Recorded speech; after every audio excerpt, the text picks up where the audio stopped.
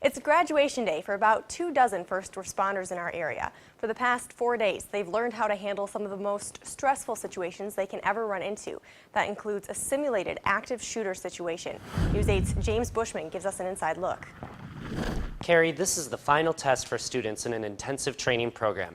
Today, it may just be a drill, but the skills students hope to walk away with could be the difference between a life saved or a life lost. Reports from callers saying more shots fired. It's a call to action these officers hope to never hear. Plates in They're springing into action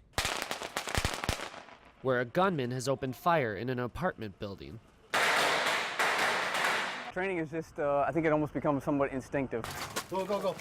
The harder you train and the more realistic conditions builds that confidence and builds that foundation to step back onto.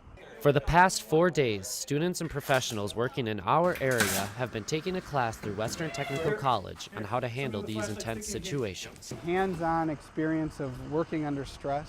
My name is Amy. They know what to do in certain situations, that if someone needs life-saving care, that the police officer can provide that just as well as a paramedic.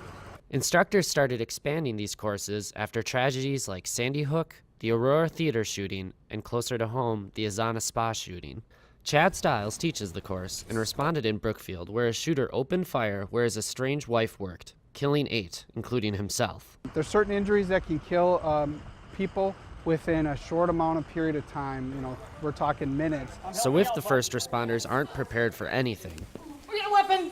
they could be putting lives at risk. But that can waste critical minutes if someone's bleeding out or has an airway issue or something else. Which is why these officers, firefighters, and paramedics take this training. So if the unthinkable happens, they'll be ready. A lot of repetition, a lot of training over and over, so it becomes almost a memory muscle. And while it's the last phase of their training, the final exam is one the students hope they'll never have to take. This is the most realistic, practical exercise that we're able to give them. Their final exam would occur if they'd ever have to use the skills in real life. Now, the instructor I talked today said they have 6 trainings like this scheduled throughout the state this year.